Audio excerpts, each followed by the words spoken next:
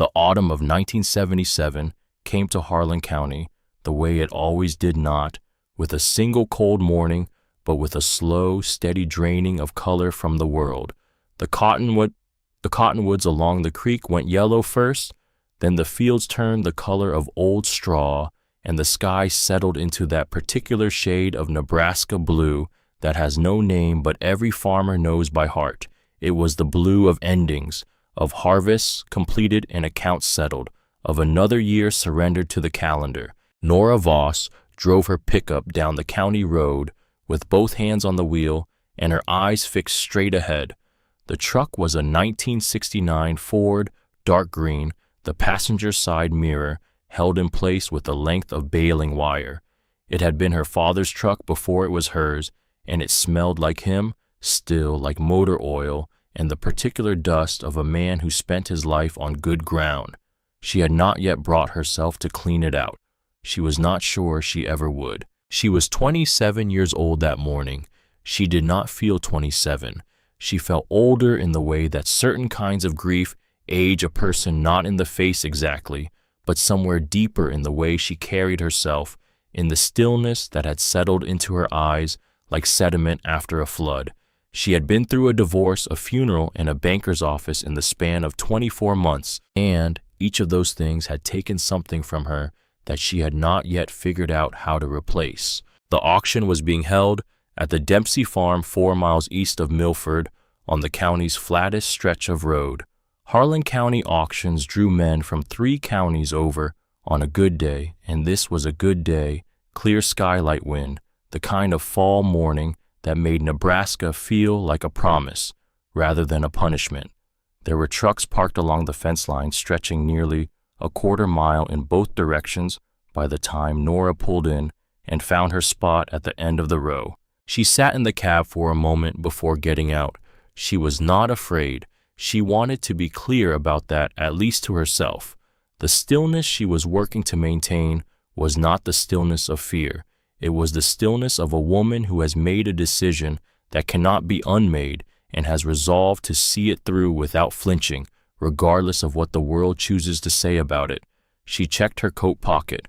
The small velvet box was there. She did not open it. She got out of the truck. The yard was already thick with men, farmers in canvas work coats and feed store caps, their boots leaving shallow prints in the frost-stiffened ground. They stood in groups of 3 and 4, talking in the low, unhurried way of men who have known each other their entire lives, talking about corn prices and equipment and the long-range forecasts, and which of the new 4-wheel drive tractors was worth the payment and which was just a dealer's dream. The talk was easy and familiar, the way talk gets between men who share the same calendar, the same worries, the same measure of a year. Nobody talked to Nora. This was not unusual. She had grown up 3 miles from this yard, had known most of these men since before she could read, had helped her father bid at a dozen auctions on this very same circuit. But she was a woman alone now, which was a different thing entirely from being a farmer's daughter. A farmer's daughter was someone's child, someone's future, a fixture of the community in the way that a fence post is a fixture present, understood unremarkable.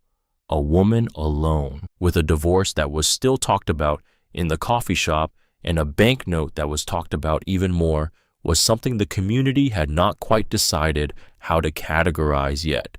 So they said nothing. They watched in the way that a crowd watches a thing it expects to fall. She had felt this watching for 2 years now, since the divorce was filed, since the funeral, since the afternoon she walked into Gerald Conrad Pruitt's office at the First Agricultural Bank of Milford and told him she was keeping the farm. She found a place to stand near the back of the gathering where she could see the yard and the row of equipment without being at the center of anything. The auctioneer, a man named Birch Kellerman, was already moving through the early lots, a set of disc harrows, a grain wagon, a line of small implements that drew quiet but steady bidding. Kellerman was good at his work. He had a voice like gravel rolling down a tin roof and a memory for faces that made every man in the crowd feel personally addressed. He kept the energy moving, kept the bids climbing, kept the morning from going slack. Nora watched and waited. She had not come for the disc harrows. 3 weeks earlier, she had been sitting in a straight-back chair on the wrong side of Conrad Pruitt's desk, listening to a man explain her own life to her. Pruitt was in his late 50s, broad-shouldered, in the way of a man who had once been physical, but had spent 2 decades behind a desk softening the edges. He wore a good suit always, and a silver tie pin in the shape of a wheat stalk that Nora had always found obscene, a banker wearing wheat, like a decoration, like a trophy. His office smelled of wood polish and cigarette smoke, and the walls held framed photographs of himself shaking hands with men she was supposed to recognize as important. He had called her in to discuss what he called the current status of her operating note. The note was $47,000. It was the debt that remained after the farm had been divided in the divorce settlement after Dale had taken what he was legally entitled to take and left her with what was legally hers, 900 acres of good bottomland in Harlan County, a farmhouse that needed paint, a workshop behind the house that smelled of her father and held more value than anyone outside that room would ever understand, and $47,000 owed to First Agricultural Bank at 8.5% interest, with a balloon payment coming due in the spring of 1980. Pruitt had gone through the numbers with her in a tone of patient condescension, as though the numbers were a foreign language he was graciously translating. Then he had slid a document across the desk. Nora had looked at it. It was a purchase offer from a company called Heartland Grain Corporation. The offer was for all 900 acres at a price that would cover the banknote and leave her with what Pruitt described as a comfortable amount to start fresh. Start fresh, as though the farm were a bad habit, as though her father's entire life were something to be started fresh from. She had asked Pruitt directly who was Heartland Grain Corporation, a regional development company, he said. Agricultural consolidation, very well capitalized. They were acquiring parcels throughout the Republican River Valley, building economies of scale. It was, he said, the direction the industry was moving. Small family operations were finding it increasingly difficult to compete. The mathematics, he said, were simply not favorable. Nora had looked at him across the desk. She had a particular memory that came to her in that moment, a memory of arriving at the auction grounds that morning, having parked her truck at the far end of the lot. She had walked past the back of the equipment yard on her way in following the fence line, and she had seen something she was not meant to see. Conrad Pruitt, 20 minutes before the auction opened, standing beside a dark Lincoln Continental with a man she did not recognize. The stranger was in a city suit, carrying a leather briefcase. They had spoken for perhaps 3 minutes. At the end of those 3 minutes, Pruitt had shaken the man's hand, and the man had gotten back in the Lincoln and driven east on the county road. She had thought nothing of it at the time. Now, sitting across from Pruitt's desk with a purchase offer from Heartland Grain Corporation in front of her, she thought about it very carefully. She kept her face still. "This is my home," she said. "My father built this farm." Pruitt gave her the speech she had expected. Her father was a good man. The world had changed. The bank's obligation was to sound financial management. The offer from Heartland was generous. There was no shame in making a practical decision.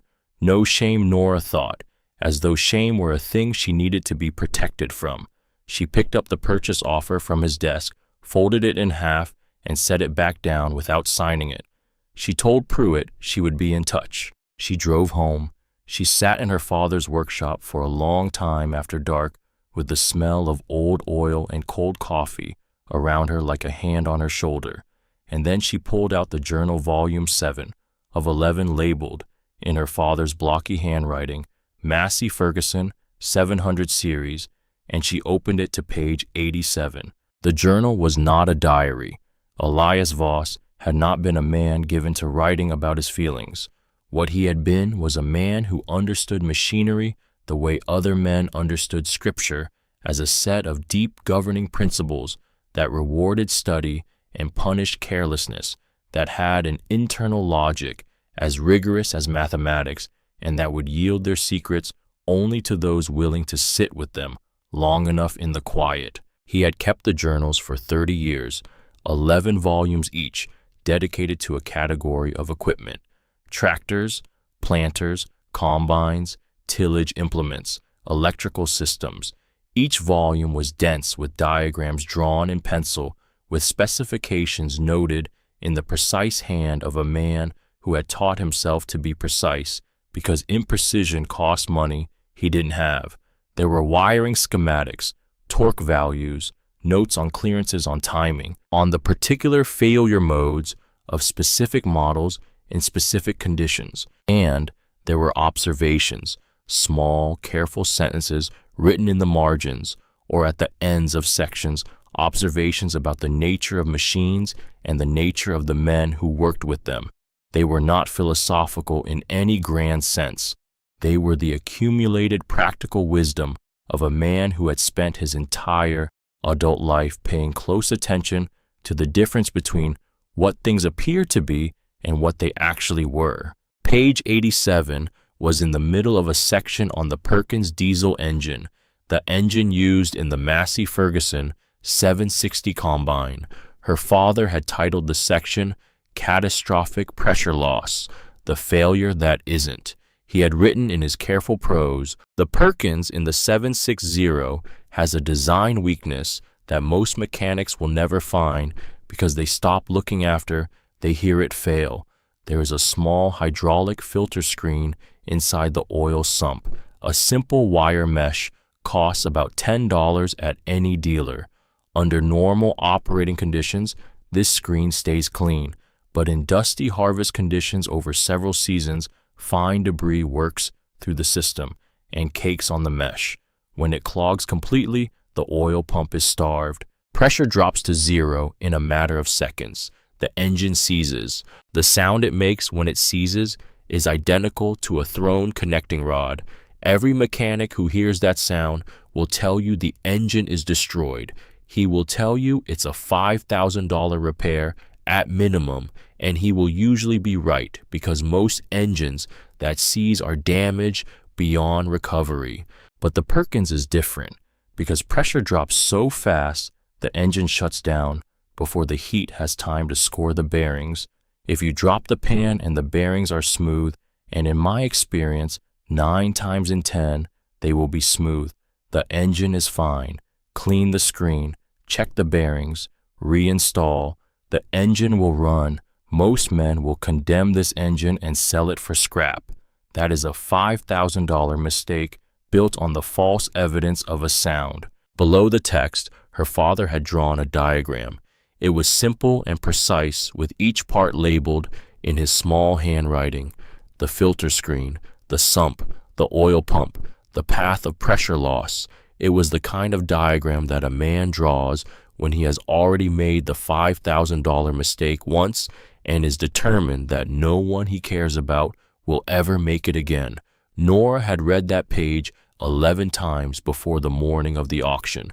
Birch Kellerman's voice rose above the crowd as he moved through the middle lots, a grain truck, a loader, a set of planting monitors, still in their original boxes, which drew serious money from 2 men in the back who bid against each other in the quiet, businesslike way of people for whom the amounts are real. The crowd thinned and thickened in waves as men drifted toward the coffee urn and back. The morning was warming slowly. The frost had burned off the grass. Then Kellerman moved to the final row. This was where auctions like this one always kept their sorrows. The last row was the place where things ended up when they had no other place to go. Equipment too old to command a real price, too broken to be useful, too costly to dispose of otherwise. Every man there knew the last row. They approached it with the particular mixture of pity and professional detachment that experienced farmers brought to all forms of failure. The Massey Ferguson 760 was at the end of the row, and it was the worst thing in it. It sat heavy and low on its massive tires, one of which had gone completely flat, and had deformed under the machine's weight into a shape that looked almost organic, like something that had grown that way rather than deflated. The red paint had faded over years of sun to a dull, bleached pink, and where the paint had peeled, and it had peeled extensively, the rust underneath was the deep reddish brown of dried blood. The auger had been damaged at some point and never repaired. It angled off to the left at roughly 15 degrees like a broken arm set wrong, and from somewhere below the engine block a dark stain of oil had seeped into the earth, a wide black shadow that had dried and cracked in the autumn air. The machine looked like it had died in place, like some large animal that had simply lain down in a field and stopped. Kellerman stopped in front of it. He looked at it for a moment with the expression of a man asked to sell something he would prefer not to have seen. Then he took a breath, and the showman in him reasserted itself. "All right," he said, "Lot 342, Massey Ferguson 760 Combine. As is. Where is?" A low sound moved through the crowd, not quite laughter, the sound men make when a thing confirms what they already suspected. "What's the story on that one, Birch?" a voice called out. "Engine seized up," Kellerman said. "Owner said it just quit on him mid-harvest. Probably threw a rod clean through the block. Boys, I'm going to be straight with you. We're selling this for scrap value, so who will give me $500 to start it off?" Silence. Real silence, the kind that has texture. The men looked at the machine with a kind of mournful contempt. They knew what a Sears Perkins meant. They had all either seen it or known a man who had. It was one of the sounds of ruin, that heavy grinding shriek, and then the silence that followed. That silence meant money, big money, $5,000 at a dealer's shop, maybe more if the block had cracked. And for what? A machine that was 20 years old on its best day, with a bent auger and a flat tire and rust that had gone down to the bone. Nobody moved. "All right," Kellerman said, 300. "Come on, somebody take it home for 300. More silence. A few men turned away. The coffee urn was more interesting than this. 200, Kellerman tried. $200, it's basically free. It's metal. You can cut it up and sell it as scrap and break even on the day." Still nothing. Kellerman was running out of ways to frame this. He looked out over the crowd with the expression of a man who had hit the bottom of his repertoire, and then a voice said, $100. It was not loud, it was not dramatic, it was simply clear, a woman's voice, steady and unhurried, cutting through the ambient murmur of the crowd the way a stone breaks the surface of still water. Every head turned. It took the men a moment to locate her. She was standing near the back, where she had positioned herself, arms crossed, chin level, her expression telling the world nothing. And when they found her, Nora watched the recognition move through the crowd in a visible wave. The Voss girl. She saw it in their faces, the quick recalibration, the slide from surprise into something more complex.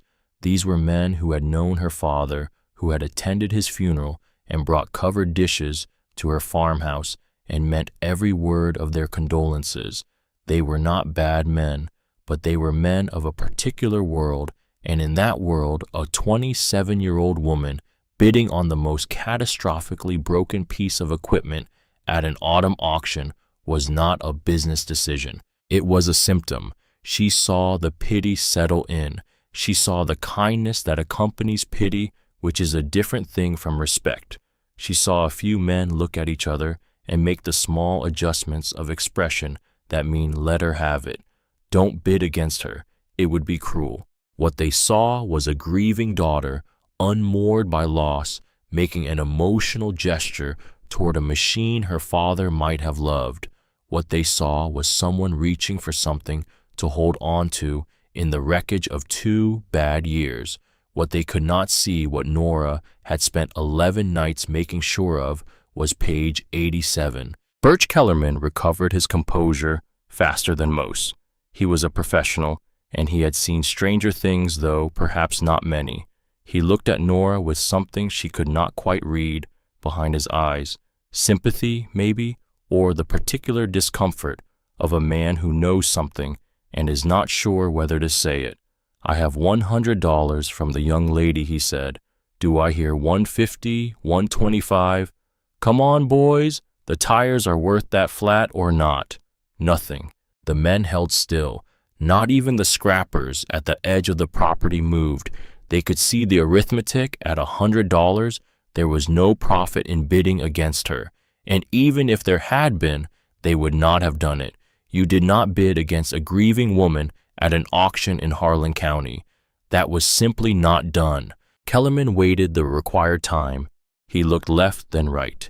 He looked at the machine one more time, as though it might suddenly justify a higher number. It did not. "Sold," he said. His gavel came down like a period at the end of a sentence. $100. Lot 342 to Nora Voss. She uncrossed her arms and walked to the clerk's table. Behind her, she could hear the voices starting up low, the way voices get when the subject is standing close enough to hear. She had been hearing this particular variety of murmuring for 2 years now. She had learned to pass through it the way you pass through weather, by keeping your head down and not expecting it to stop. The clerk was a woman named Loretta Haynes, who had gone to school with Nora's mother, and who looked at her now with eyes full of a gentle, suffocating grief that Nora had no use for. She held Loretta's gaze without flinching. She reached into her coat pocket and took out the small velvet box. She set it on the table. Loretta looked at it, then looked up. "It should cover the purchase and the hauling," Nora said. Loretta opened the box. Inside the ring caught the thin autumn light, a simple gold band, a modest diamond, the jewelry of a marriage that had lasted 5 years and meant less in the end than the piece of paper that had ended it. Loretta's hand went still over it for a moment.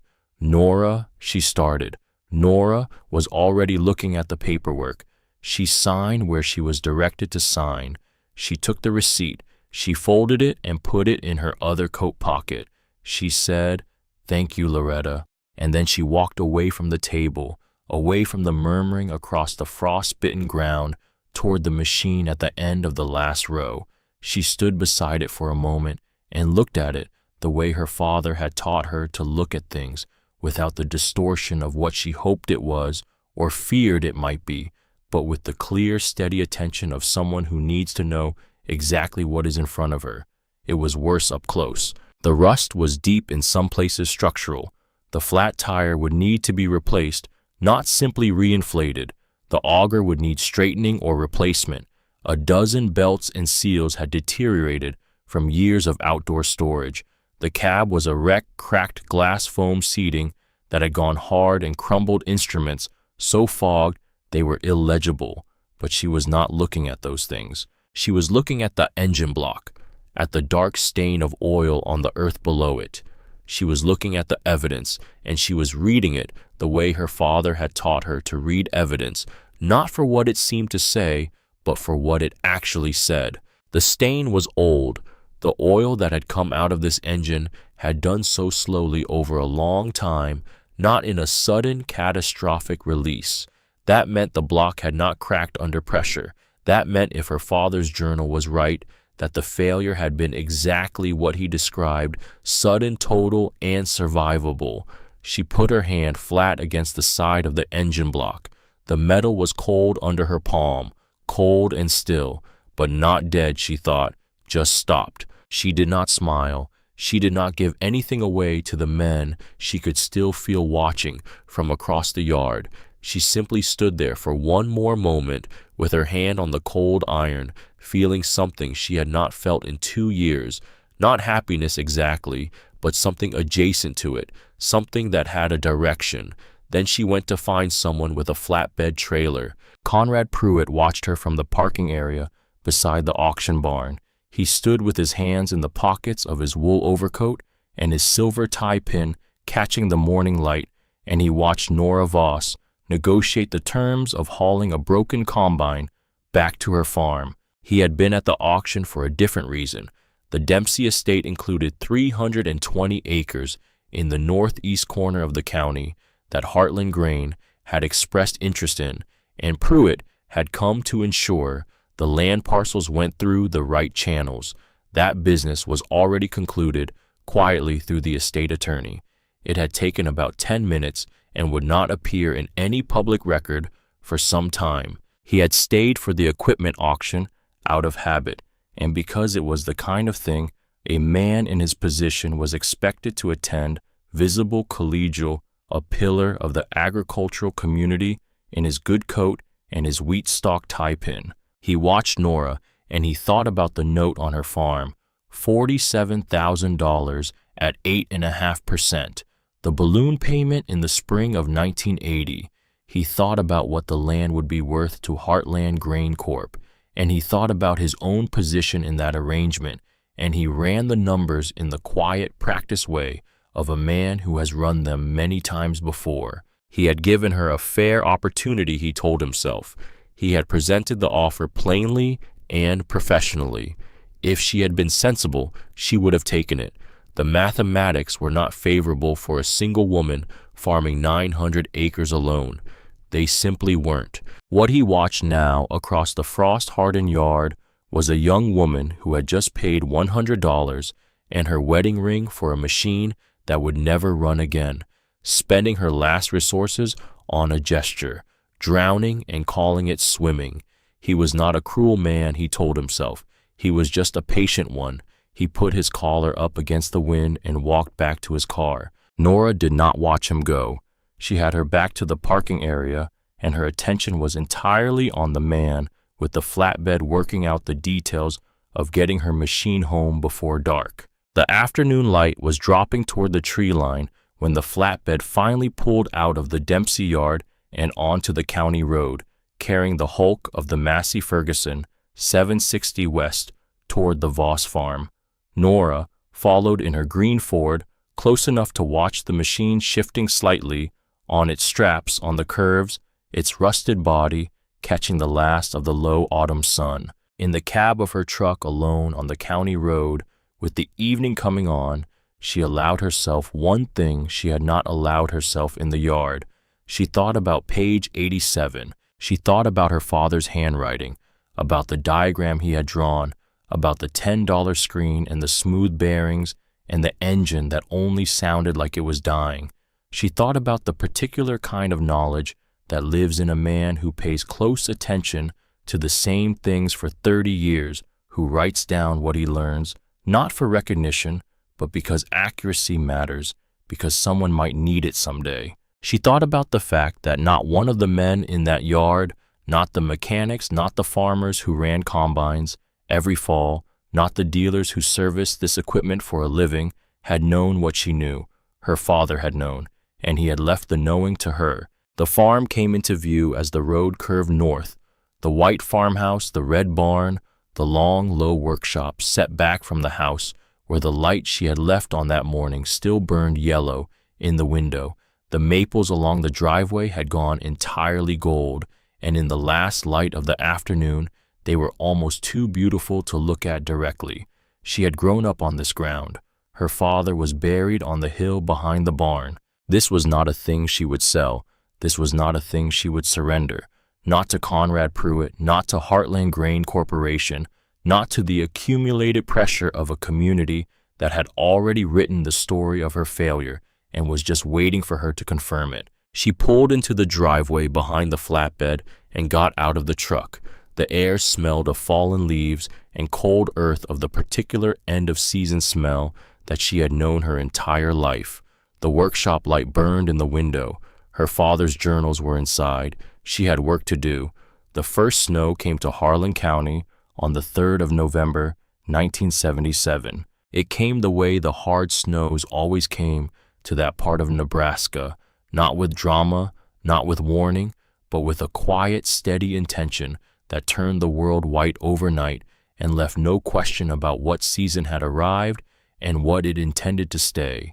By morning, the fields were gone, the fences were gone, the road was a suggestion between two walls of white, and the sky and the ground were the same pale color, so that the horizon disappeared, and the world became a single undifferentiated thing, cold and vast and indifferent. Nora Voss, stood at the workshop door, and looked out at it. Then she went inside and got to work. The Massey Ferguson 760 took up most of the workshop floor. She had backed it in off the flatbed 3 days after the auction, using the farm's old tractor to pull it through the double doors, and it sat there now in the fluorescent light of the workshop like a patient on an operating table, enormous inert smelling of old oil and rust and the particular staleness of a machine that has sat unused through too many seasons. It was even uglier in the enclosed space than it had been in the auction yard. Every defect was visible in the flat overhead light, every patch of rust, every cracked seal, every belt that had gone hard and brittle with age. She stood beside it for a long time on that first morning just looking. Her father had taught her this. He had taught her that the most expensive mistake a mechanic could make was to start before they understood, to begin pulling things apart before they knew what they were looking for. The machine will tell you what's wrong, he used to say, but you have to give it time to speak. You have to be quiet enough to listen before you start asking questions with your hands. So she looked. She moved around the machine, slowly noting each problem in sequence in the small green notebook she had bought at the hardware store in Milford.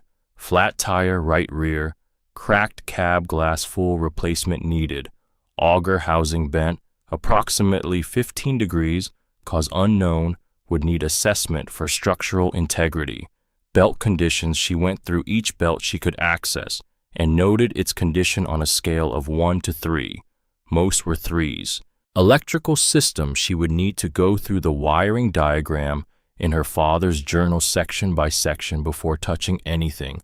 Hydraulic lines, 3 visible cracks in accessible hoses, unknown condition of internal lines, and then the engine. She spent an hour just on the engine before she touched it.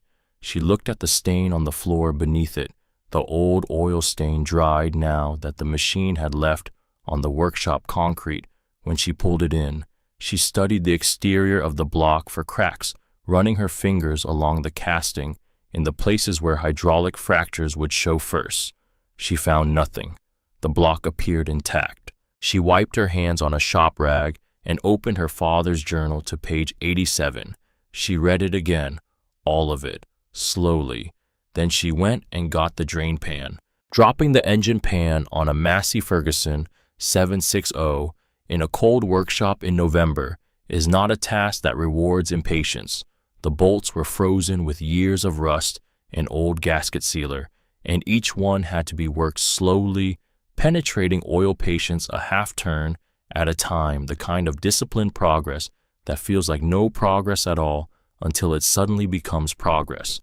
She broke 2 bolts on the first day and had to drill them out, a process that took the better part of an afternoon and left her hands shaking with the sustained concentration it required. She worked from 6 in the morning until the light failed, which in early November in Nebraska meant about 4:30 in the afternoon.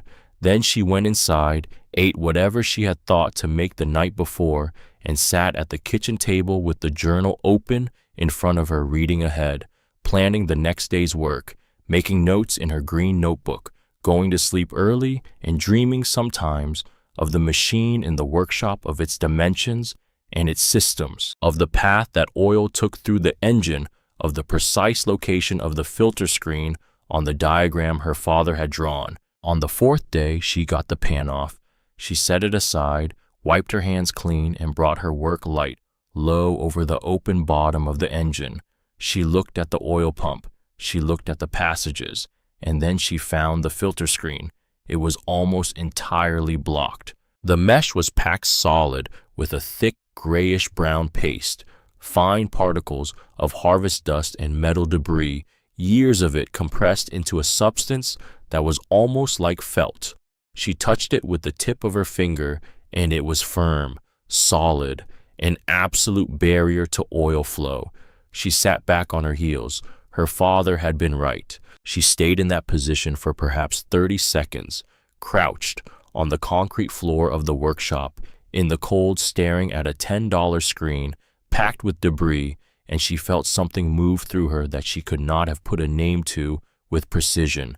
It was not triumph. It was too quiet for triumph and too loaded with everything that had come before it. It was more like the feeling of a key turning in a lock that you have been trying for a very long time. She reached for her notebook. She wrote filter screen clogged as described on page 87. Bearings next. Then she got to work. The main bearings were smooth. She checked each one with the care her father's journal prescribed, running her thumbnail across the surface, feeling for scoring for the fine parallel scratches that would indicate metal-on-metal contact under pressure. She found nothing. The bearing surfaces were clean, their clearances within specification when she measured them with the micrometer she had found in the back of her father's tool chest, still in its original case. She set the micrometer down and looked at the ceiling of the workshop for a long moment. 9 times in 10 her father had written, "The engine is fine." She was in the 9. The relief was so large and so sudden that it embarrassed her slightly, the way strong feeling sometimes does when it arrives without warning. She had carried the uncertainty of this for 3 weeks, since the night she had first read page 87. She had held the possibility of being wrong alongside the possibility of being right, and she had not allowed either one to become a certainty, because certainty before you have the evidence is just a different kind of wishful thinking. Her father had taught her that too, but the evidence was in now. The screen was blocked, the bearings were smooth, the engine was salvageable. She closed her notebook, put it in her coat pocket, and began the work of cleaning. Cleaning the filter screen took 2 hours and a can of solvent. She worked with a small brush, methodically dissolving and wiping away the packed debris in sections, holding the screen up to the work light periodically to check her progress.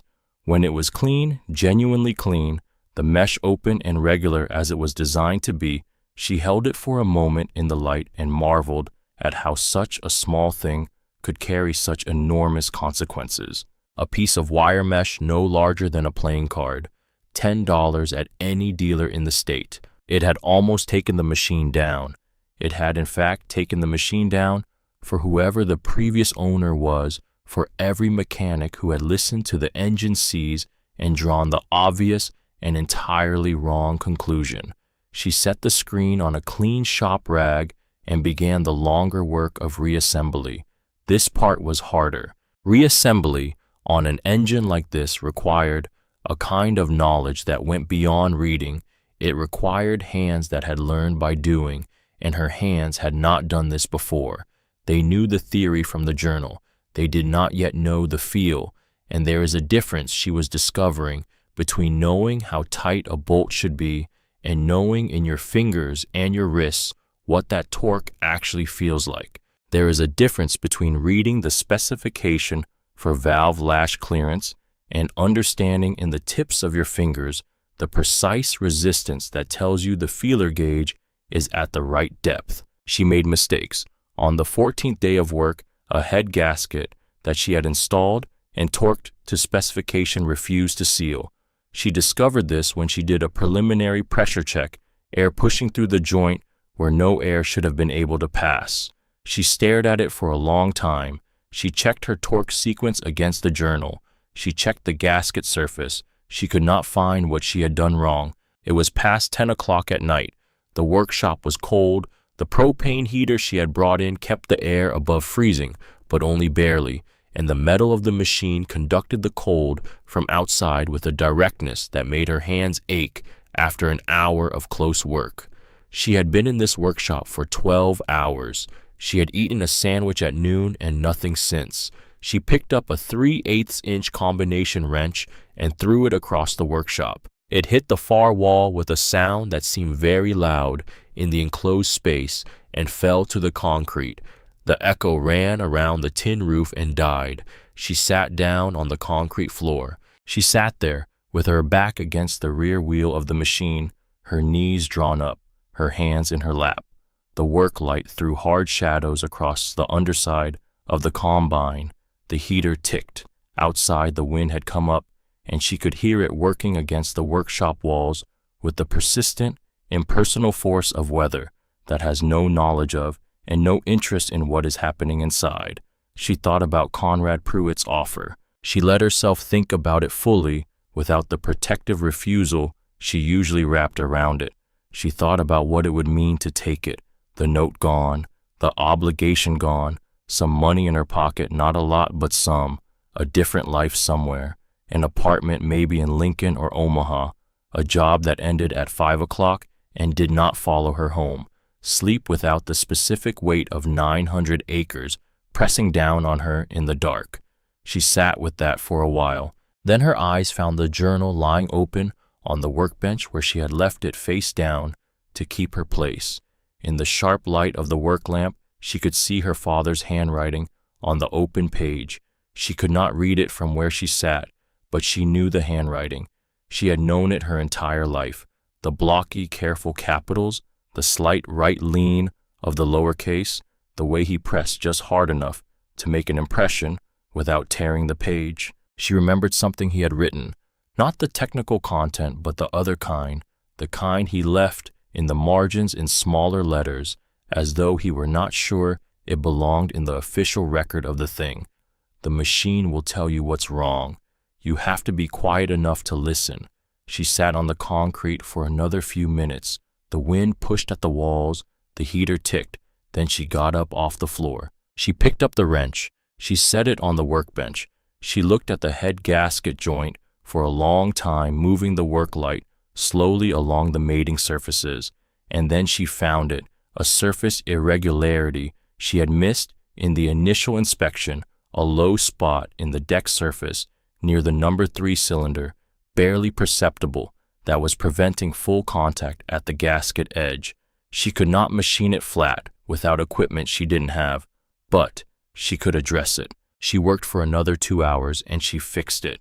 The winter of 1977 going into 1978 was the longest winter of Nora Voss's life, and it was also, though she would not have described it this way at the time, the most clarifying. There is a particular kind of knowledge that comes from working alone on a large, difficult problem in the cold and the quiet over a sustained period of time with real consequences attached to the outcome. It is not the knowledge that comes from books, though books are where it starts.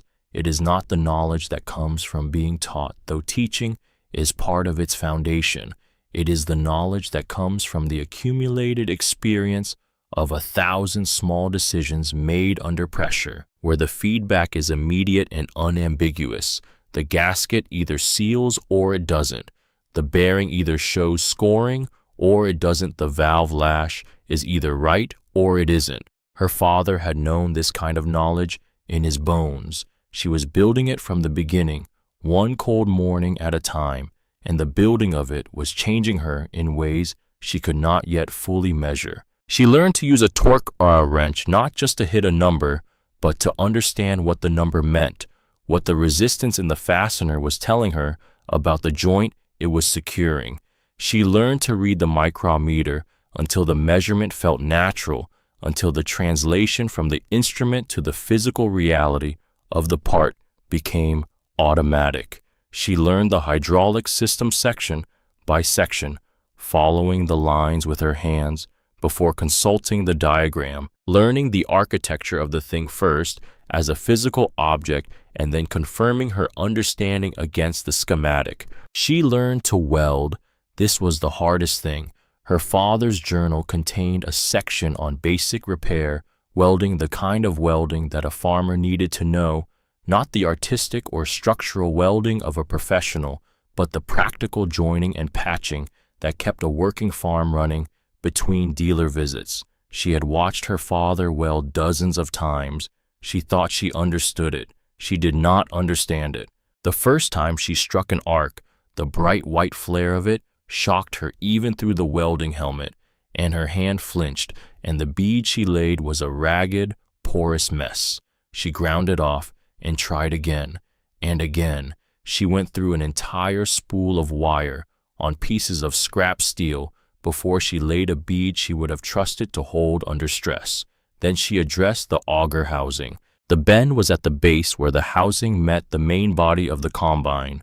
She studied it for 2 days before she touched it, measuring the angle of deviation, identifying the point of maximum stress, understanding what forces had created the damage and what forces any repair would need to withstand. Then she built a jig from scrap steel, applied heat in the right sequence, and worked the housing back to within 2 degrees of straight.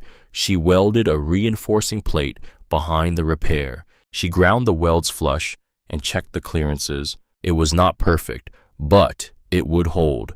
The winter passed like this, one problem at a time, one morning at a time, each solution generating the next problem and the next solution in a sequence that was exhausting and consuming, and in a way she was not willing to admit to anyone entirely alive. She was alone, yes. The community had not changed its assessment of her situation. When she went to the co-op in Milford for parts and supplies, the conversations around her tended to stop and resume at a different register, not hostile, just careful the way conversations get when they are being edited in real time. She heard the word stubborn applied to her once in the parking lot by a man who thought she was out of earshot. She did not stop walking. She was not stubborn. She was informed. There is a difference. The letter arrived in January. It came on the letterhead of First Agricultural Bank of Milford with Conrad Pruitt's name at the bottom above his signature. Nora read it at the kitchen table on a Tuesday morning with her coffee going cold beside her.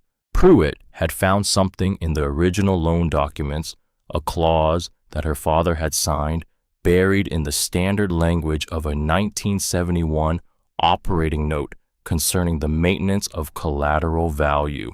The clause stated in the precise and weaponized language of bank contracts that the borrower was required to maintain all equipment and assets listed as collateral in good working order, and that any significant diminution of collateral value resulting from neglect or misuse was grounds for the bank to require immediate remedy or to accelerate the repayment schedule. Pruitt's letter argued that the acquisition and storage of non-functioning machinery on the collateralized property, specifically a Massey Ferguson 7.6, combined in a state of complete mechanical failure, constituted a potential impairment of collateral value under the terms of the note. He was not, the letter was careful to say, making a formal demand at this time. He was simply notifying Nora of the bank's position in the interest of transparency and suggesting that she give the matter her attention. Nora set the letter down. She picked up her coffee. She drank it. She read the letter twice more slowly, parsing each sentence for its actual meaning beneath its formal language. What it said, translated out of the bank's careful prose, was this: I am watching you. I have found a lever. If you give me cause to use it, I will. She went to the workshop. She worked for 14 hours. What Pruitt did not know, what he could not have known because he was not a man who looked closely at things he expected to be defeated, was where Nora was in the repair by January. The engine pan had been reinstalled for 3 weeks. The head gasket was sealed. The valve train was set. The hydraulic lines had been replaced throughout. The electrical system had been gone through wire by wire using her father's wiring diagram, and 2 faulty grounds had been found and corrected. The flat tire had been pulled and taken to the implement dealer in Red Cloud for repair. The machine was close. She was closer than Pruitt imagined, and his letter, which he had intended as a warning, had the precise opposite of its intended effect. It focused her in a way that months of her own determination had not quite managed. It took the effort out of the abstract, out of the category of a thing I am doing for myself, and placed it in the concrete category of a thing I am doing in direct opposition to a specific person who has underestimated me. Her father had told her once that the best motivation he ever found was a man who believed he already knew the outcome of a thing. She thought about that in the workshop alone, in the cold, with the work light burning above the machine that everyone believed was dead. She thought, not yet, Mr. Pruitt. You don't know the outcome yet. The morning she tried to start the engine for the first time, was the last week of March 1978. The snow had been retreating for 2 weeks, pulling back from the fields in ragged patches, leaving the dark earth exposed in long, irregular shapes that looked from above like something trying to emerge from the ground. The creek was running high and loud with snowmelt. The cottonwoods along the drive were beginning to show the first faint green of new growth, not leaves yet, just the suggestion of them, the color of intention. She had done everything the journal said to do before a first start on a rebuilt engine. She had pre-lubed the system by filling the filter and the passages with clean oil before installation. She had checked every connection, every clearance, every belt tension. She had gone through the checklist in her father's journal 3 separate times on 3 separate days, because she knew that the things you miss are the things you stop looking for once you believe you have already found them. She had fresh diesel in the tank. She had checked the glow plugs. She had checked the throttle linkage and confirmed it moved freely through its full range. She climbed up into the cab. She sat in the damaged seat in the cold air of the cab. She had not yet replaced the cracked glass, and it was cold, and she looked out through the windshield at the workshop wall. She could see her father's tool calendar on the wall, the one he put up every year from the implement dealer in Minden. March 1978, a photograph of a wheat field at dawn. She put her hand on the key. She thought about her father sitting in a seat like this one on some other machine, some other morning decades ago, and the particular expression he got when he was about to learn something. Not hopeful, not afraid, just present, just fully in the moment, with all his attention gathered and directed at the question in front of him. She turned the key to the run position. The glow plug light came on. She waited for it to cycle off. It seemed to take a very long time. It cycled off. She turned the key to start. The starter motor engaged a heavy, reluctant grinding that vibrated through the floor of the cab and into her feet and hands. The engine turned. Slowly at first, each compression stroke a distinct event, the whole machine shuddering with the effort. She held the key. She kept her foot off everything. She let the engine turn. It caught, not all at once, first one cylinder, then a second, then the full ragged, uneven firing of an engine coming to life after a long sleep, building through a rough idle towards something more stable. A plume of blue-white smoke erupted from the exhaust stack, billowing up and out through the partially open workshop doors into the cold March air. The sound of it was enormous in the enclosed space, a deep, rhythmic, industrial thunder that she felt as much in her chest as heard with her ears. The oil pressure gauge climbed. It climbed steadily and settled in the green. Nora Voss sat in the broken cab of the Massey Ferguson 760 in her father's workshop on a cold March morning in 1978 and watched the oil pressure gauge sit in the green and listened to the Perkins diesel run and felt something break open in her chest that she had no name for and did not need one. She was crying. She did not try to stop. She sat in the cold cab with her hands in her lap and the engine running under her and tears running down her face, and she let it happen. She had been holding herself very tightly for a very long time. She had been holding the grief and the anger and the doubt and the loneliness in a particular configuration carefully, because the alternative was to let them fall, and she could not afford to let them fall, not yet, not until the thing was done. The thing was done, or not done, beginning, but beginning was enough. She cried for her father, who had known this machine's secret before she was old enough to drive it, who had written it down in his careful handwriting and left it for her to find. She cried for the morning she had buried him in the hill behind the barn, for the cold weight of that day and all the days since. She cried for the marriage she had thought would be one thing and turned out to be another, for the years she had spent trying to build a life with a man who was already planning his exit. She cried for the winter she had just spent alone in this workshop, for the frozen mornings and the aching hands and the wrench she had thrown across the room, and the night she had sat on the concrete floor and thought about giving up. The engine ran. Steady now settled into a deep, authoritative idle, the oil pressure holding firm in the green.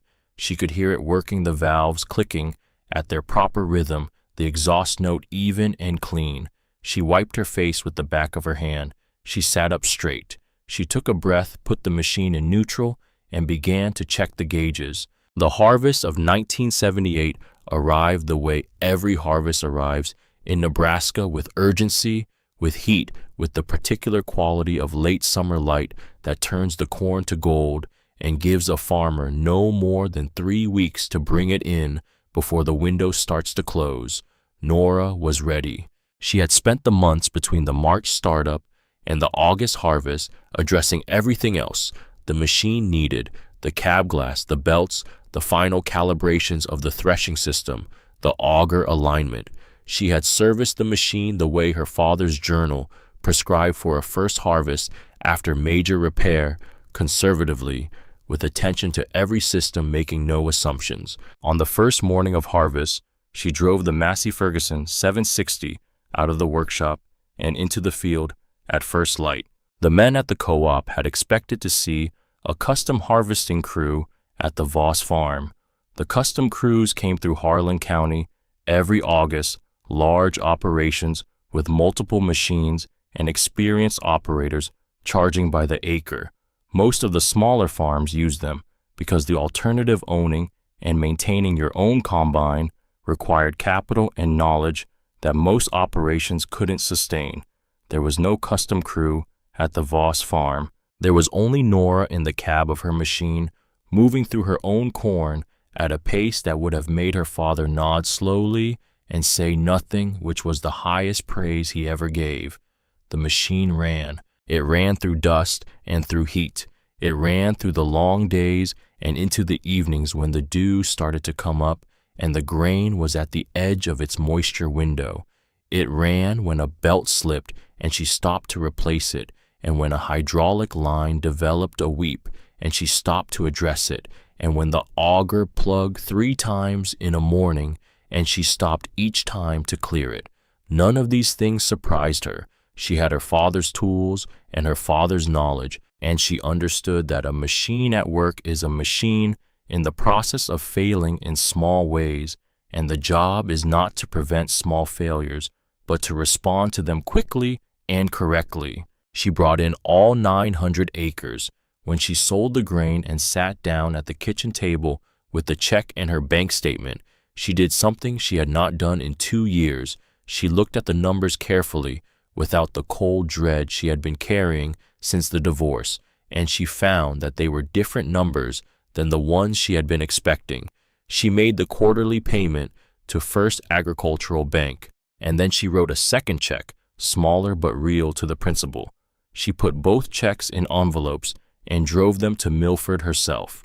She handed them to the teller, a young man she did not know, and she asked for a receipt for each one. She put the receipts in her coat pocket and drove home. Conrad Pruitt received the payments the following morning. He looked at both of them for a long time. He had no immediate response. That silence, the silence of a man confronted with evidence that contradicts his certainty, was the first payment Nora had made to herself. And unlike the other kind, it cost her nothing at all. The years between 1978 and 1981 did not pass gently.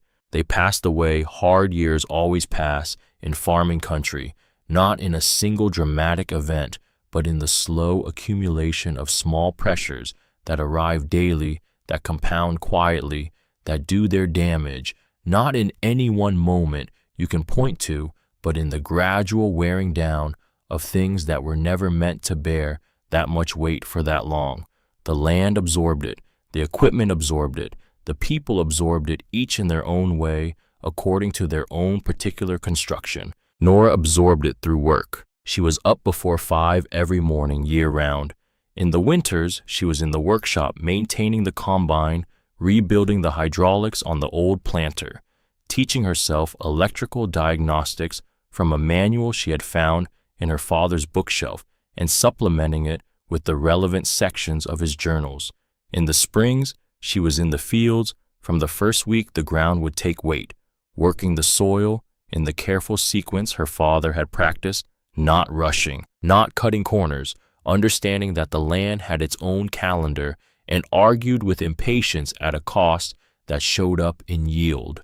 In the summers and falls, she was everywhere at once, managing the crop through the vulnerable middle months, and then driving the combine through the harvest window with the focused intensity of someone who understands that the difference between enough and not enough is often measured in days. She lived on what the farm produced and very little else. She did not go to restaurants. She did not take vacations. She drove the green Ford until the frame began to rust through, and then she bought another used truck with cash she had saved over 3 seasons, a 1974 Chevrolet with 140,000 miles on it that she maintained herself from a service manual taped inside the glove box.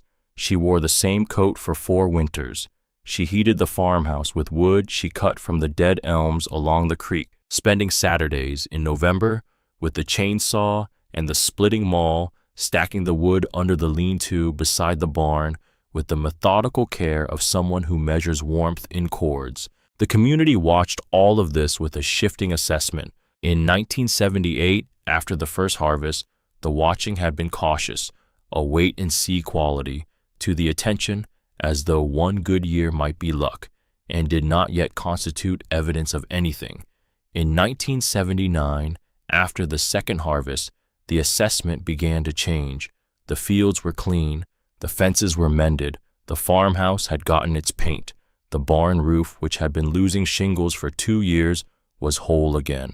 These were the visible indicators that a farming community used to measure a neighbor's situation, and by those measures, the Voss farm was not declining. It was not static. It was in the careful language of people who do not give compliments easily holding up.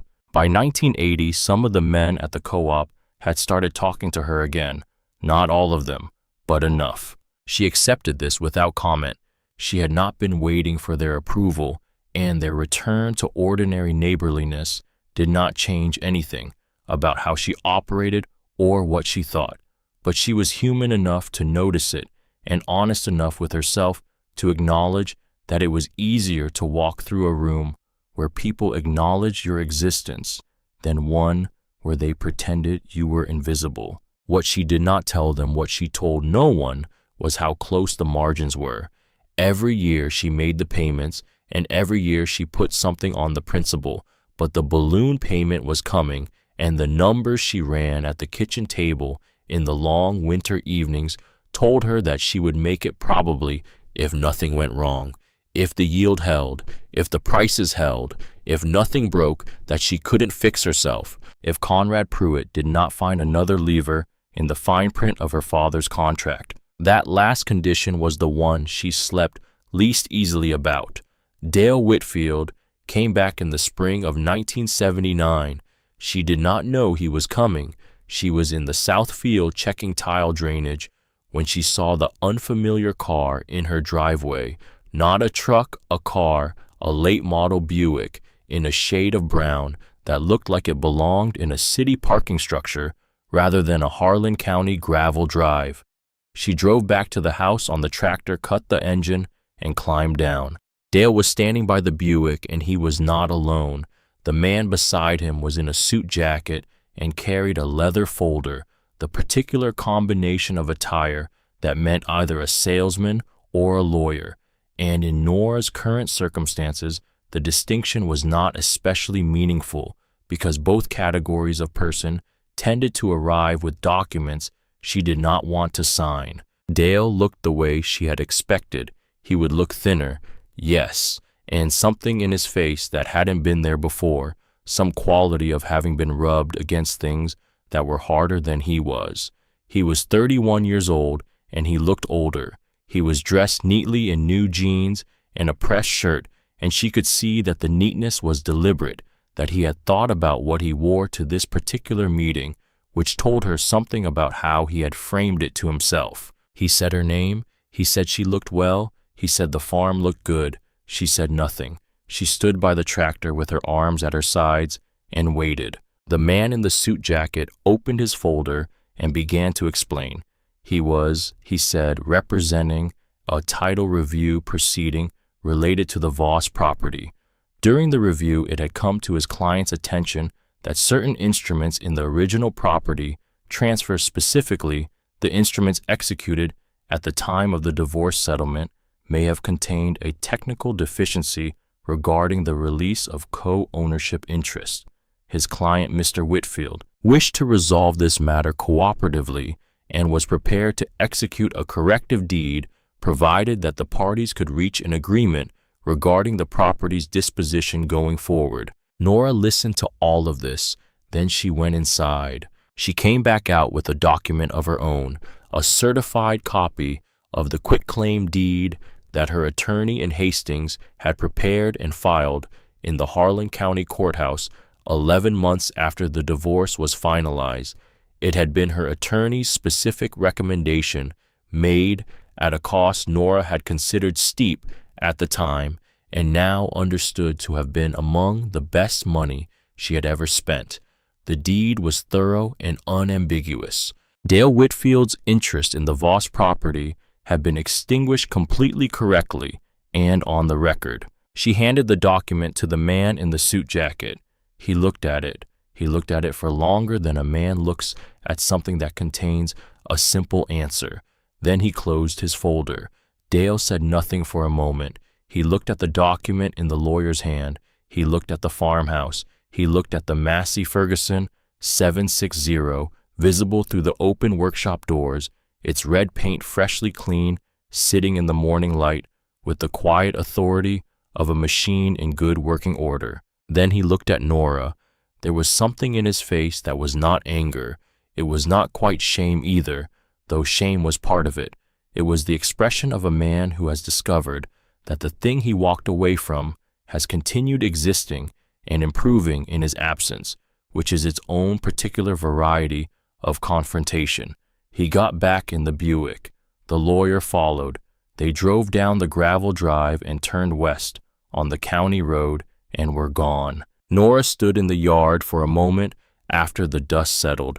She thought about the attorney's fee she had paid in 1977 and the cold, practical instinct that had prompted her to pay it, and the way her father had always said that the most expensive mistakes were the ones you could have prevented for $50 and didn't. She went back to the south field to finish checking the tile drainage. She did not mention the visit to anyone. The farm crisis, when it finally arrived in full, did not arrive like a storm. It arrived like a tide. In 1980, interest rates began their climb toward levels that the farming community of Harlan County, that the farming community of the entire American Midwest had not seen and had not prepared for. The Federal Reserve was fighting inflation with the only tool it had, which was the price of money. And the price of money went up. The way prices go up when someone has decided they must go up regardless of the costs to those who borrowed at lower rates on the assumption that the world would remain more or less as it was. The farms that were in trouble were the ones that had borrowed to grow, and in the 1970s, growing had been the advice from the banks, from the extension offices, from the agricultural economists who wrote the reports, from the dealers who were selling the large new equipment and the larger new operating notes to carry it. Get bigger, get more efficient, leverage your assets. The land values were rising. The commodity prices were strong. The mathematics in the middle years of the decade had appeared to favor expansion. The mathematics had changed. At 18% interest, a farm that had been marginally profitable at 7% was not marginally unprofitable. It was catastrophically unprofitable. The operating notes that had seemed like tools became chains, and the chains became anchors, and the anchors pulled down everything attached to them with a speed and completeness that left the community of Harlan County altered in ways that would take a generation to fully comprehend. The auction at the Dempsey farm in the fall of 1977 had been the ordinary kind, an estate dispersal, a family moving on the normal churn of agricultural property. The auctions that began appearing in Harlan County in 1981 were different. They were foreclosure sales conducted on the steps of the county courthouse in Milford, and they had the quality of public grief that is almost unbearable to witness. Nora attended one of them. She did not attend it out of satisfaction. She attended it because Roy Clester, whose farm bordered hers on the north side, was losing his 320 acres to the bank, and she had known Roy Clester since she was 4 years old. She stood at the edge of the small crowd that gathered on the courthouse steps on a gray October morning in 1981, and she watched the auctioneer, not Birch Kellerman, a different man, a court-appointed officer with none of Kellerman's theater, read the legal description of the property and opened the bidding. Roy stood to the side with his wife Marge, who had been in Nora's mother's church circle for 30 years. Roy was 63 years old, and he looked in that moment like a man who had survived something that had not entirely finished with him. His hands were in his coat pockets. His face was very still, with the specific stillness of a man who has decided before arriving exactly how much of himself he will allow this moment to take. The bidding was brief. The bank entered its credit bid. No outside party bid against it. The gavel fell. Roy Clester's farm was gone in 4 minutes. Nora walked back to her truck and sat in it for a long time before starting the engine. She thought about the morning at the Dempsey auction in 1977, 4 years earlier, and a lifetime ago, when she had stood in the same community of men and felt their certainty about her outcome pressing against her from all sides. She thought about what Conrad Pruitt had said in his office, "The mathematics are not favorable." She thought about the particular confidence with which people delivered judgments on the futures of others, and about what that confidence was actually worth when the future arrived. Roy Clester had done everything right by the standards of his community and his time. He had borrowed to grow. He had gotten bigger. He had bought the equipment and worked the land and trusted the mathematics that everyone agreed were sound. She had done everything wrong by those same standards. She had refused to grow. She had bought a broken machine for $100. She had lived on almost nothing for 4 years and poured every spare dollar into a banknote that the community had assumed she would never be able to service. She started the truck and drove home. The fields on either side of the road were harvested, and bare the corn stubble pale in the gray October light, the furrows running straight to the horizon in the way that Nebraska furrows do, as though the land itself is aimed at something far away. The summer of 1981 was dry and hot in the way that Nebraska summers periodically remind the people who live there that the prairie's patience is conditional. Nora irrigated when she could and prayed when she couldn't, which was an agricultural tradition as old as the settlement of the plains, and she brought in a harvest that was smaller than the previous 2 years, but sufficient. She was in the workshop one afternoon in late August, working on the combine's feeder house drive, when she heard tires on the gravel. She came out of the workshop with a wrench in her hand and oil on her forearms, and she saw the car in the driveway. It was not the brown Buick of 2 years ago. It was an older Ford, dark blue, with a cracked tail light on the left side, and it was the kind of car that a man drove when the city had taken from him more than he had expected to give. Dale Whitfield got out alone. No lawyer, no folder, no agenda visible in his posture, which had changed since the last time she had seen him, less arranged, less deliberate, more like the posture of a man who has stopped trying to present a particular version of himself because the effort has become too costly. He stood by the car and looked at the farm. He looked at it the way you look at something you gave up and cannot fully explain why, even to yourself. The farmhouse with its fresh white paint, the barn with its sound roof, the fields harvested and stubbled running south in clean lines to the tree belt her father had planted 30 years ago as a windbreak, and the Massey Ferguson 760 parked outside the workshop in the afternoon sun, its red paint faded, but clean, its massive tires firm on the ground, looking exactly like what it was, a machine that worked. Nora walked across the yard and stopped 10 feet from him. She did not offer her hand. She did not say his name. She stood with the wrench at her side and waited, because she had learned over the past 4 years that waiting was often the most efficient response. Dale looked at the combine for a long moment. He said, "They all told me you were crazy when you bought that thing." He paused. "I thought you were crazy too." She said nothing. He said, "The place looks good, Nora. It looks real good." He was quiet for a moment, and she could see him assembling the next thing carefully, the way you assemble a thing you have been carrying for a long time and are finally putting down. "I ran," he said. He did not look away when he said it, which cost him something she could see in his face. "I ran because I was afraid of all of this, the size of it, the debt, the way one bad season could take everything. I told myself it was because you were too attached to the land, too tied to your father's way of doing things. But that was a story I told myself because the real reason was simpler, and I liked it less." He stopped. "The real reason," he said, "was that I was a coward." The word landed in the space between them and stayed there. "You stayed," he said. "You faced all of it. The bank and the machine and the harvest and all of it alone. And I was wrong. About this place, about what it was worth, about what you could do with it. I was wrong about everything." He looked at her then fully, without the careful arrangement of expression he had worn 2 years ago. "I needed to come and say that. That's all. I just needed to say it." Nora listened to all of it. She had thought in the years since the divorce about what she would feel if this moment came. She had imagined anger, and she had imagined a cold satisfaction, and she had imagined grief, and she had imagined a dozen other responses that seemed appropriate to the occasion.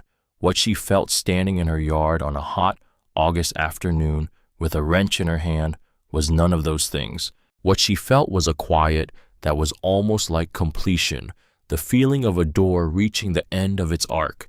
She looked at him for a moment. Then she said, "I know." 2 words. They were enough. They contained everything she needed to say, that she had known he was wrong while he was still certain he was right, that she had known the outcome of this while he was still confidently predicting a different one, that she had known in the deepest part of herself who she was and what she was capable of, even in the seasons when almost no one else did. Dale nodded once slowly, the nod of a man receiving something he has earned the right to receive. He got back in the blue Ford. He drove down the gravel drive and turned west on the county road, the same direction he had driven 6 years earlier when he left, and Nora watched him go until the dust settled and the road was empty. Then she went back into the workshop and finished the feeder house drive. The letter from the bank came in March of 1982, and it was not the kind of letter she had learned to dread.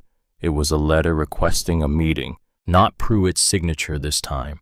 A different name, Wallace Greer, Interim Director of Agricultural Lending. She had not heard the name before. She drove to Milford on a Tuesday morning and found that the office layout was the same, but the occupant of the large corner office was different. Greer was a younger man than Pruitt, perhaps 45, with the careful demeanor of someone who has been sent to a place to assess damage and does not yet fully know the extent of it. He told her with the directness of someone under institutional pressure to be direct what had happened. Conrad Pruitt had been placed on administrative leave in January, pending an investigation by the bank's board of directors into his management of the agricultural lending portfolio. The investigation had identified a pattern of decisions that appeared to benefit a third party, specifically a real estate development and agricultural consolidation firm with which Pruitt had an undisclosed financial relationship. The firm's name was Heartland Grain Corporation. Nora sat across the desk from Wallace Greer and kept her face still. The investigation, Greer said, was ongoing.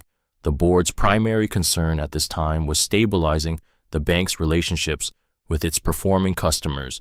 He had reviewed her file personally.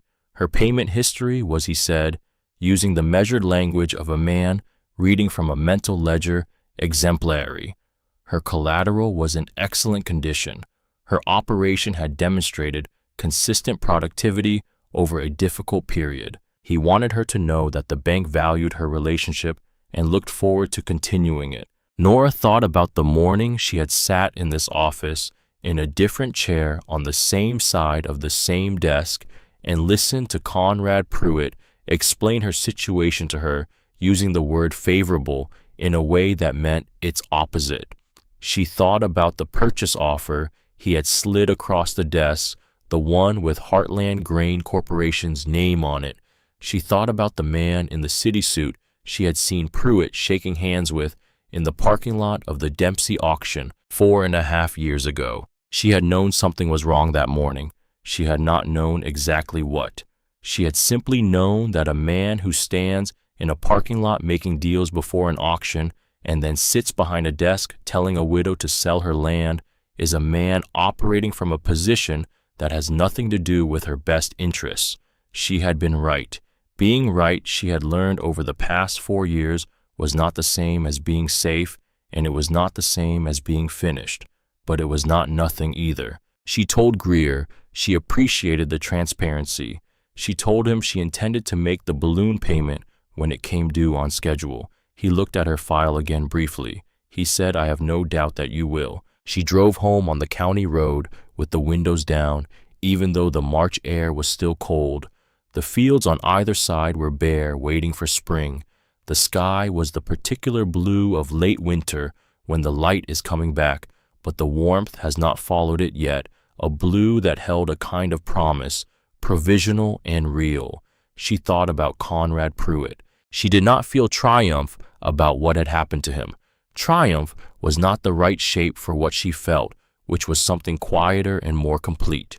He had tried to use the instruments of institutional power, the contract language, the legal leverage, the orchestrated pressure to take something from her that was not his to take. He had failed, not because she had beaten him directly, but because she had simply refused to fail on his schedule. And in refusing to fail, she had become, inadvertently, the most inconvenient thing she could possibly be to a man running a quiet scheme. She had become evidence. Her file, her payment history, her performing collateral, the very existence of her farm as a functioning operation had become the document that helped dismantle his position. He had tried to use the bank against her, and in the end, the bank had used her against him. Her father would have appreciated the irony.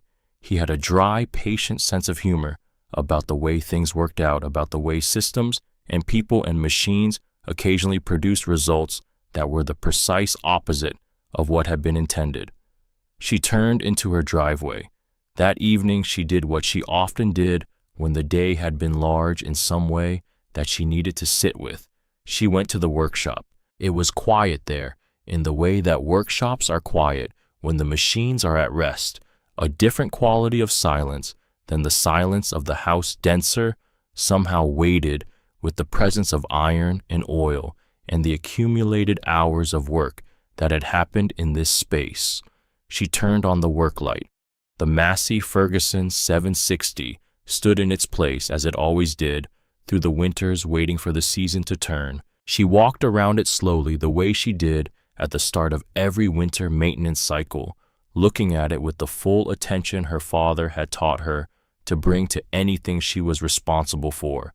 The machine was 8 years older than when she had bought it. It had run 4 harvests. It had been repaired and serviced and pushed and coaxed through 400 hours of hard work in dusty Bradski, Nebraska fields, and it showed that work in the way that good equipment shows work, not in deterioration, but in a kind of earned authority. It was not beautiful. It had never been beautiful. The auger repair was visible if you knew where to look. The cab glass was a replacement that did not quite match the original tinting. The paint was faded beyond recovery, a pale ghost of its original red, but it ran. She stood beside it for a while, one hand resting on the cool metal of the header, and she thought about the morning of the auction. She thought about the flat tire and the oil stain on the ground, and Birch Kellerman's voice losing its polish when he got to the last row. She thought about the silence of the crowd and the small velvet box, and the way nobody had been willing to bid against her because they were certain she was wrong.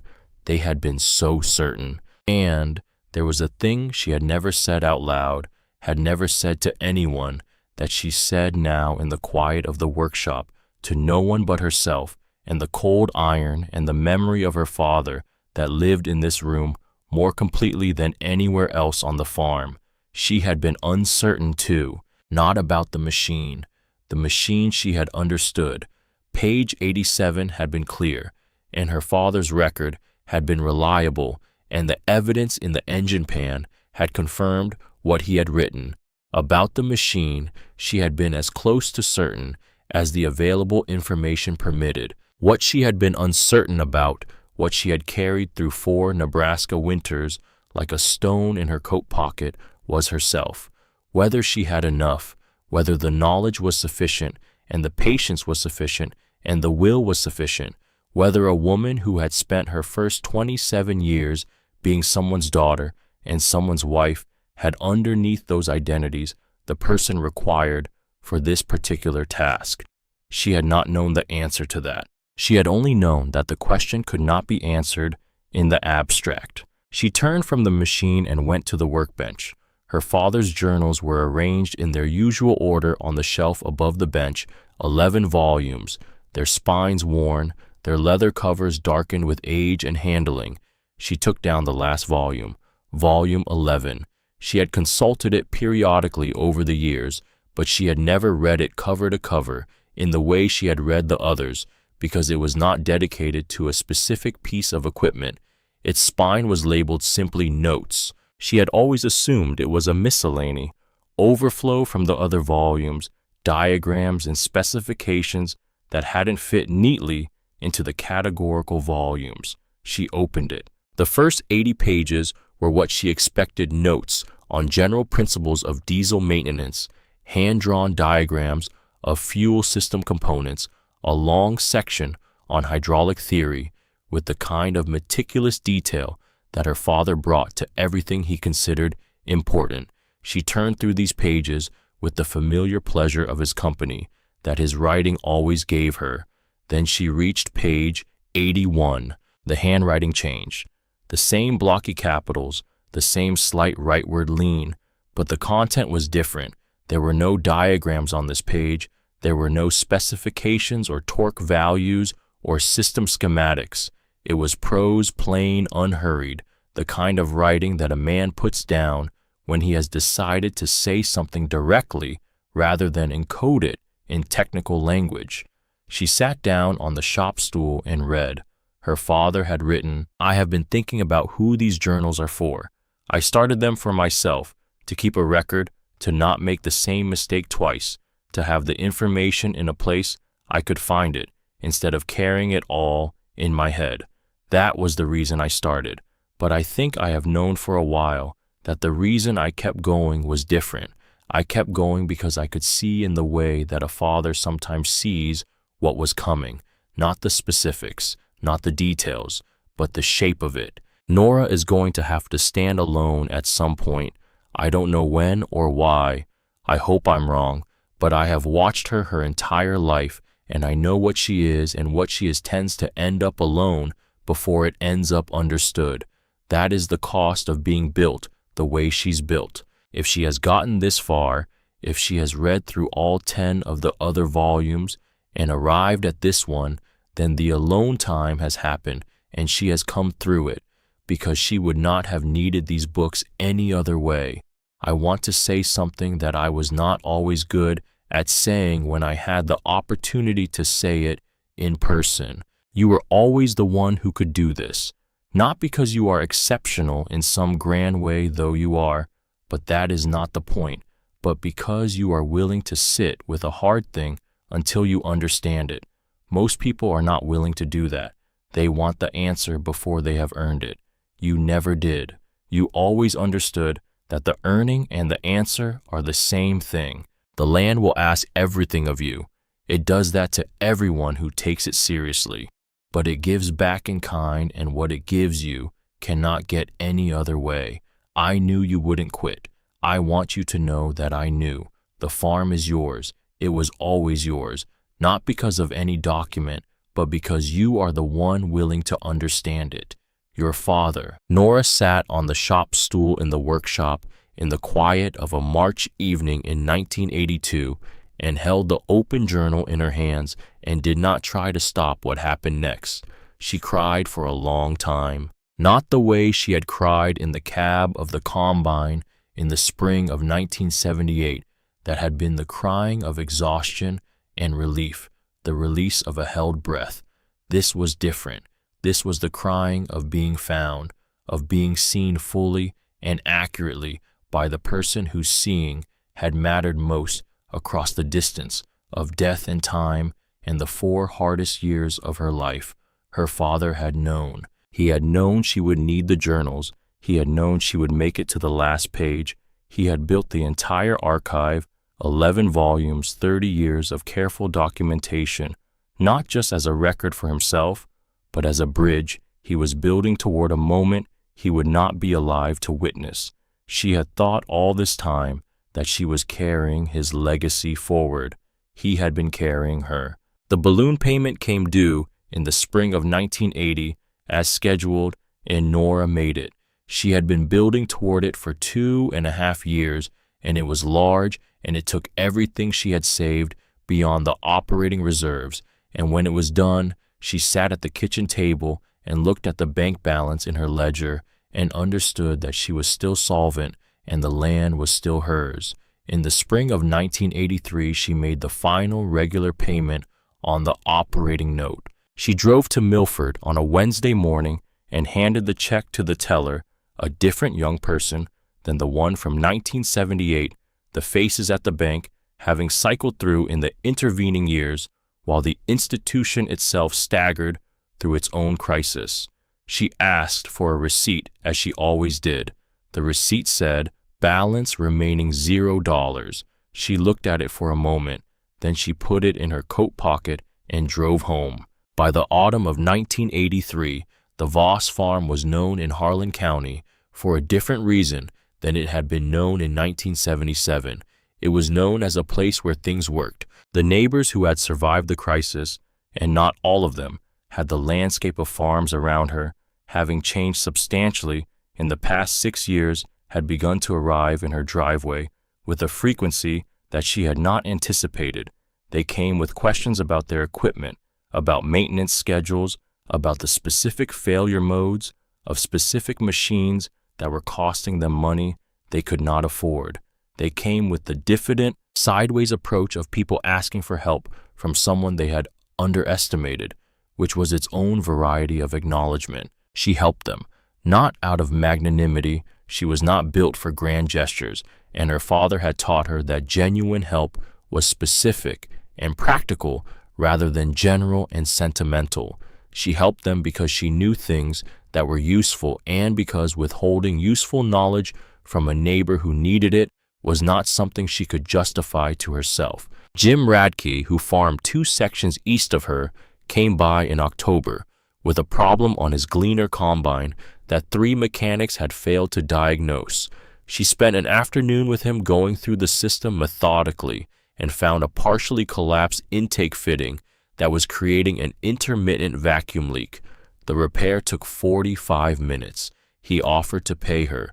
She told him to bring her a cord of firewood before Christmas. He brought 2. Tom Eberhardt, whose family had farmed the land north of her since before either of them was born, came with a hydraulic problem on his planter that had been costing him significant downtime at the worst possible moments. She traced it to a check valve that was failing intermittently, showed him how to test for it, and told him where to order the part. He stood in her workshop, looking at the Massey Ferguson 760 while she wrote down the part number, and he said something that she remembered afterward. He said, "Your father would have been proud of you, Nora." She did not look up from writing. She said, "I think he already was." She tore the page from her notebook and gave it to him. After he left, She stood in the workshop for a moment, in the particular quiet that follows a day that has been full of human contact. Then she went to the workbench and took down a new notebook, not the small green one she had used through the repairs, which was long since full, but a larger one, the kind with a hard cover, the kind that was built to last. She opened it to the first page. She thought for a moment. Then she wrote in the blocky, careful capitals that she had learned from watching her father write, the same way she had learned almost everything that mattered. Massey Ferguson, 760, complete overhaul and operational record, 1977 to 1983. Notes on the Perkins diesel, notes on the hydraulic system, notes on the threshing system, notes on what failed and what held, and what I learned from both. She paused. Then below the technical heading, she wrote one more line, smaller, in the margin the way her father had always written, the things he wasn't sure belonged in the official record but knew needed to be said, for whoever needs it next. She set the pen down. Outside, the autumn light was falling across the fields in long horizontal bars, the way it fell every October in Nebraska, turning the harvested ground from brown to gold, and then to the deep amber of late afternoon. The cottonwoods along the creek were going yellow. The sky was that particular blue that has no name but every farmer knows by heart. The blue of endings, yes, but also, if you had learned to read it correctly, the blue of everything that comes after endings. She put the notebook on the shelf beside her father's journals, 11 volumes, and now a 12th beginning. She turned off the work light. She walked to the workshop door and stood there for a moment, looking out at her land in the last of the day's light. 900 acres of good Nebraska bottomland, not the banks, not Dale Whitfields, not Conrad Pruitt's, and not Heartland Grain Corporations, and not the communities, and not the crowds, hers. Earned not by inheritance, not by luck, not by the approval of anyone who had stood in a dusty auction yard in the autumn of 1977 and watched her trade her wedding ring for a broken machine. Earned by the only currency that the land actually accepted, knowledge, patience, the quiet courage to stand alone and trust what you knew even when every voice in the room was telling you that you were wrong. She stood there until the light was nearly gone. Then she went inside.